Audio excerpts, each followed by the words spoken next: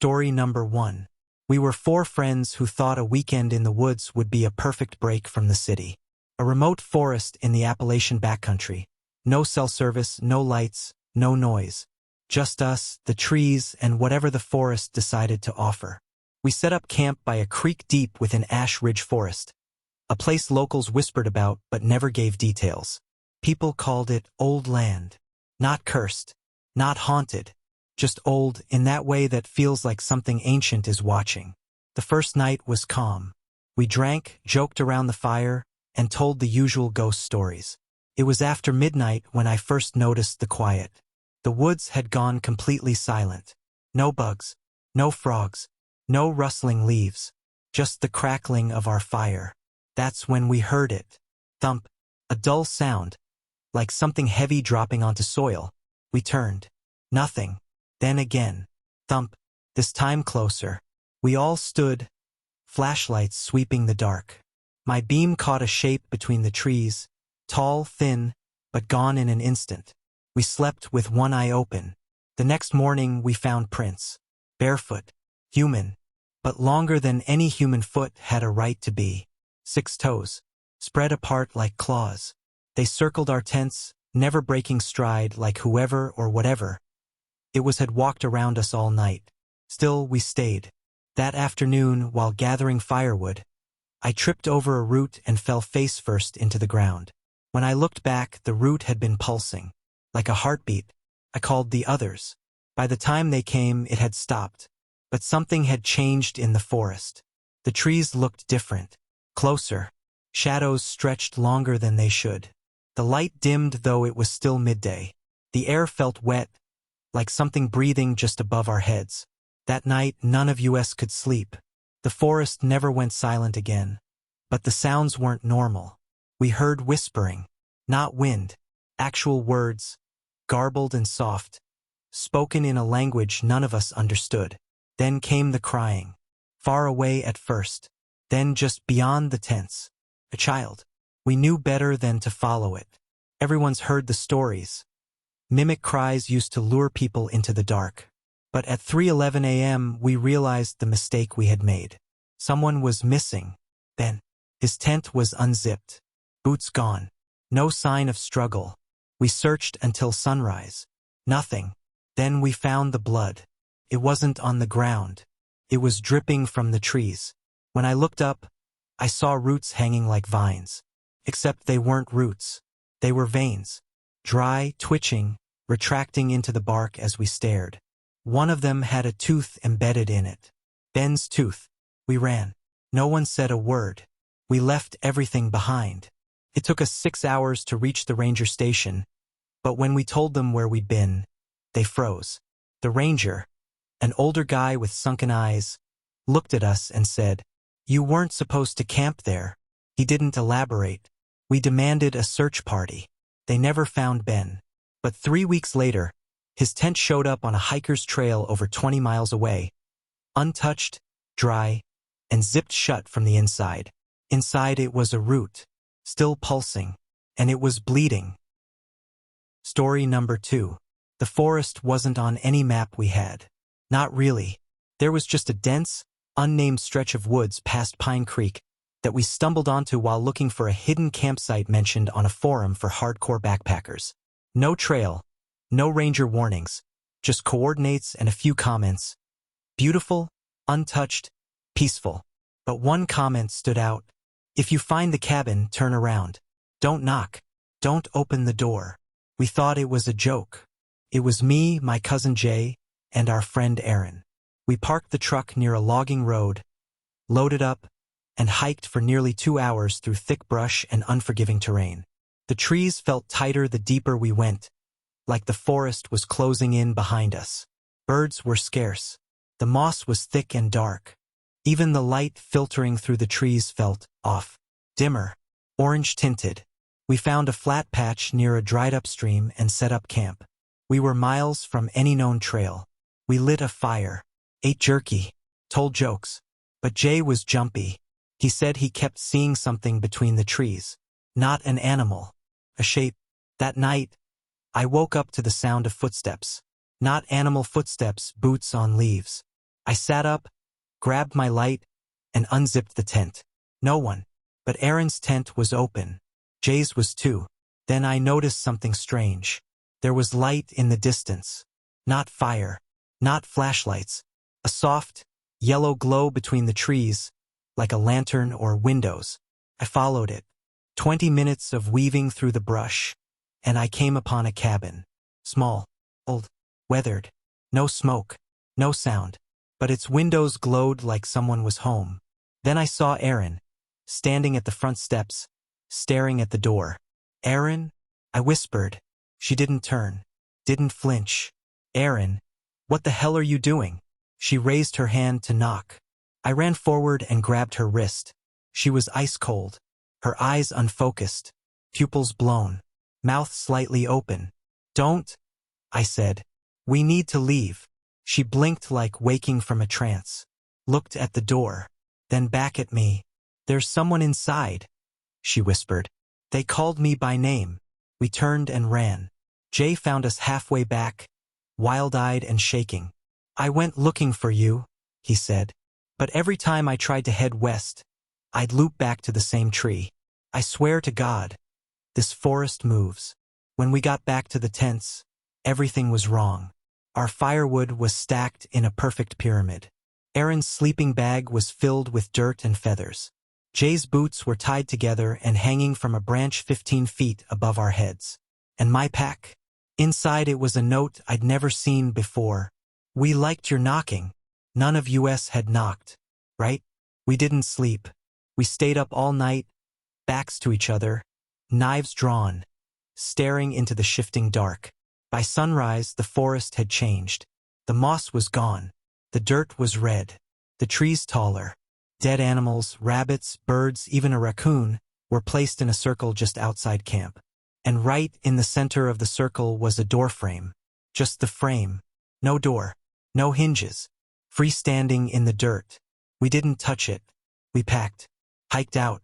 It should have taken 2 hours. Took 11. When we reached the road, my truck was still there, but coated in a fine layer of gray ash. We never spoke of the cabin again, until 3 weeks later when Aaron vanished. No signs of forced entry, no signs of struggle, just her front door wide open, and muddy boot prints leading inside. Not out. Jay started sleepwalking a month after that. Said he kept waking up with splinters in his hands and the sound of knocking in his ears. He's in a facility now. Doesn't speak. Just draws door frames on the walls. As for me, I moved across the country. Changed my name. But sometimes, deep in the night, I wake up and smell pine and ash. And hear a voice whisper, "We're still inside. Let us out." Story number 3. The forest was older than anything around it. That's what the ranger said before warning us not to camp past the boundary of Crone Hollow, especially near the split tree, as he called it. "You'll know it if you see it," he said, "and you'll wish you hadn't." But we were young, cocky, and looking for a thrill. Me, Marcus, Tasha, and Leo had done wilderness camping plenty of times. We were drawn to the idea of isolation, of hearing nothing but wind and wildlife. That forest, dark, dense, and untouched, promised the kind of silence you couldn't find anywhere else. We hiked in over 3 hours before setting up camp near a slope beside a small creek. There were no trails. The trees were packed tight and towered overhead like ancient sentinels. The deeper we got, the more the air felt thick, like breathing underwater. That first night was uneventful. Some weird owl calls, but nothing worth freaking out about. It was the second day when things turned. Tasha found the tree. It stood alone in a shallow ravine about 200 yards from our camp. The bark was split down the middle, a massive wound gaping wide like a mouth. It wasn't rotting, but it looked wrong dark, wet inside, and humming faintly like bees trapped in wood. She called us over. Leo dared Marcus to stick his head inside. He did, and when he pulled it out, he was pale, dead silent. "What did you see?" I asked.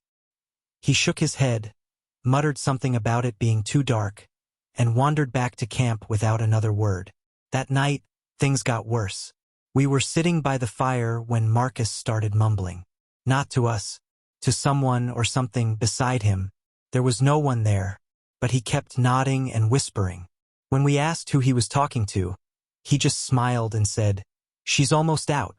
Then he stood up, walked to the tree line, and disappeared. We grabbed lights, shouted for him, searched for hours.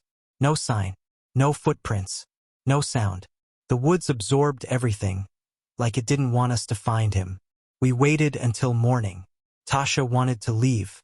Leo did too, but I convinced them to give it one more hour. Then we heard tapping. It was coming from the ravine. We followed the sound, slow, deliberate tapping like fingernails on wood. When we reached the split tree, the tapping stopped. The tree was closed.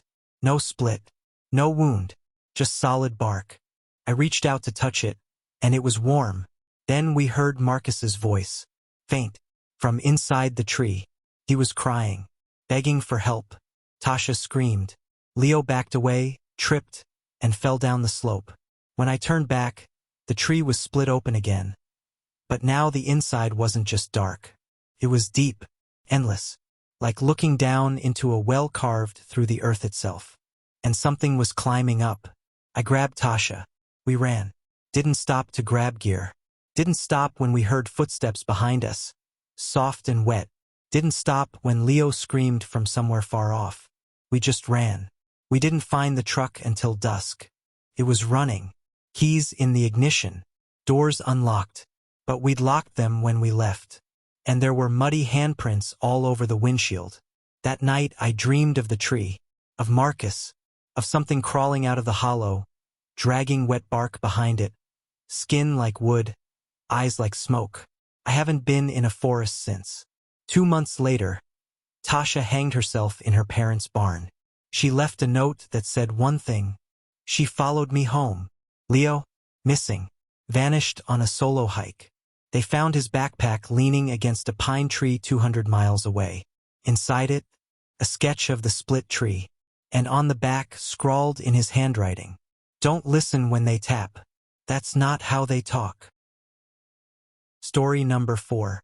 It was supposed to be a survival weekend.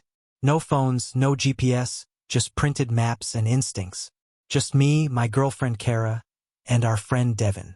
We chose Granger Woods, 30 square miles of wilderness at the edge of the state, mostly untouched, largely unexplored. When we told the ranger where we planned to go, he raised an eyebrow. "You sure you want to head that far in?" "Why?" I asked. "No marked trails back there. Locals don't even hunt that section." "Too deep." He leaned in. "Too watched." We laughed it off. Big mistake. We hiked in 6 miles. Trees grew too close together. The canopy so thick we had to use headlamps long before sunset. The deeper we went, the quieter it got, until even our footsteps started sounding wrong, like the ground was muffling them. We set camp on a raised clearing just wide enough for our 2 tents. After dinner, we sat around the fire. Devin was telling a story when Kara stopped him mid-sentence. "Who's that?" she whispered. We all froze. Someone was standing just beyond the firelight. Not moving, not speaking, just there. I grabbed the flashlight, lit them up. There was no one there, but we all saw it. Tall, thin, slightly bent. Too still to be an animal. Too human-shaped to ignore. Then Devin said it. It looked like it was staring. That night, none of us slept. We stayed zipped in, listening. There were footsteps around the tents, slow, dragging ones. At one point, we heard something breathing near the nylon. Kara sobbed silently, gripping my arm. At sunrise, we unzipped the tents and stepped outside. And froze. Dozens of small stacks of rocks surrounded our campsite, each with something balanced on top. A tooth, a fingernail, a torn piece of cloth, a button from my jacket, and worst of all, a lock of Kara's hair. We packed. No fire, no food, just gear and panic. But the forest, it didn't want us to leave. The trail we followed on the way in was gone.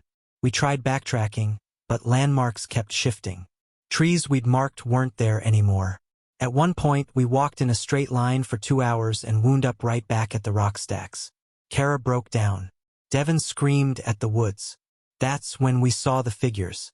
Not one, not two, but dozens, spread between the trees, not moving, just watching, all tall, all thin, all pale-faced and wide-eyed. Their eyes never blinked, their heads tilted in perfect unison, like owls without sound. We ran. Didn't care about direction. Just ran.